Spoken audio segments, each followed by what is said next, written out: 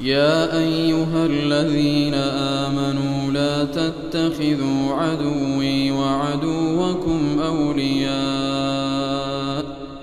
تلقون إليهم بالمودة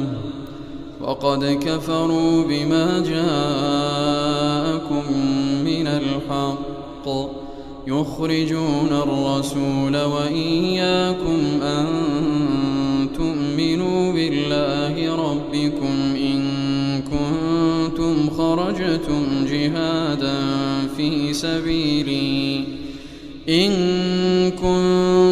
خرجتم جهادا في سبيلي وابتغاء مرضاتي تسرون إليهم بالمودة وأنا أعلم بما أخفيتم وما أعلنتم ومن يفعله منكم فقد ضل سواء السبيل إن يثقفوكم يكونوا لكم أعداء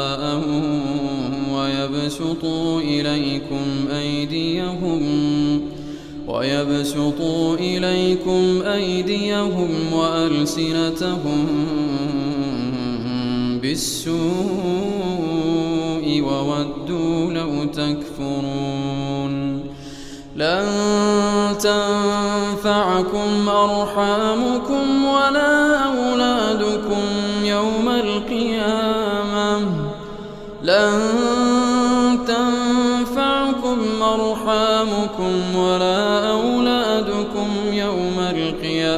يفصل بينكم والله بما تعملون بصير قد كانت لكم أسوة حسنة في إبراهيم والذين معه إذ قالوا لقومهم إنا براء منكم ومما تعبدون من دون الله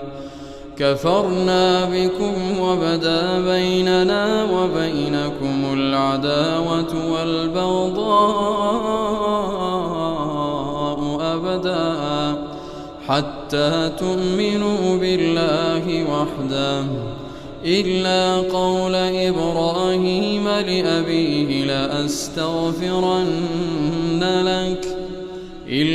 قول إبراهيم لأبيه لأستغفرن لك وما أملك لك من الله من شيء ربنا عليك توكلنا وإليك أنبنا وإليك المصير ربنا لا تجعلنا فتنة للذين كفروا واغفر لنا ربنا إنك أنت العزيز الحكيم قد كان لكم فيهم أسوة حسنة لمن كان يرجو الله واليوم الآخر ومن يتول فإن الله هو الغني الحميد عسى الله أن يجعل بينكم وبين الذين عاديتم منهم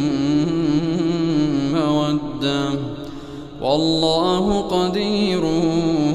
والله غفور رحيم لا ينهاكم الله عن الذين لم يقاتلوكم في الدين ولم يخرجوكم من دياركم أن تبروهم وتقسطوا إليهم إن الله يحب المقسطين إنما ينهاكم الله عن الذين قاتلوكم في الدين الدين وأخرجوكم من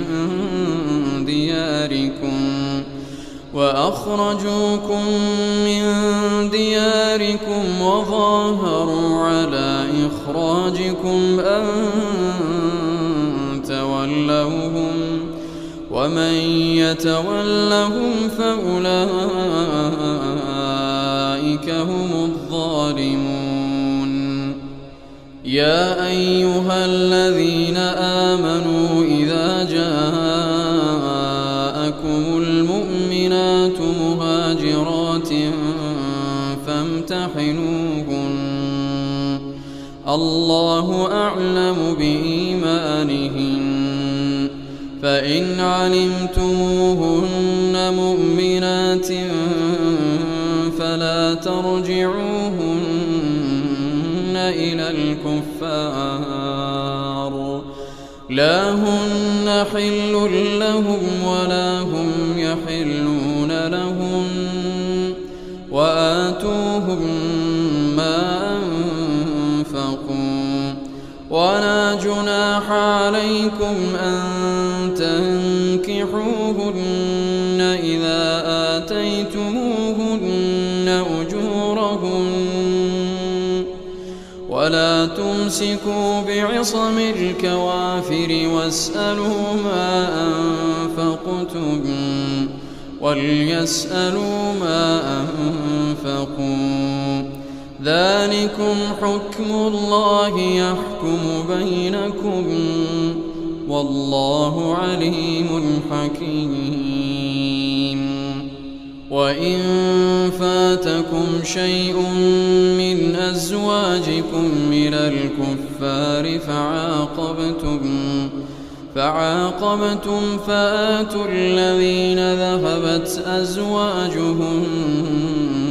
مثل ما أنفقوا واتقوا الله الذي أنتم به مؤمنون يا أيها النبي إذا جاءك المؤمنات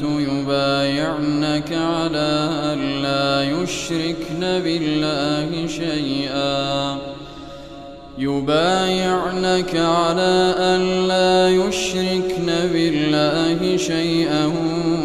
ولا يسرقن ولا يزنين ولا يقتلن أولادهن ولا يأتين ببهتان يفترينه بين أيديهن وأرجلهن ولا يعصينك في معروف فبايعهن واستغفر لهن الله إن الله غفور رحيم يا أيها الذين آمنوا لا تتولوا قوما غضب الله عليهم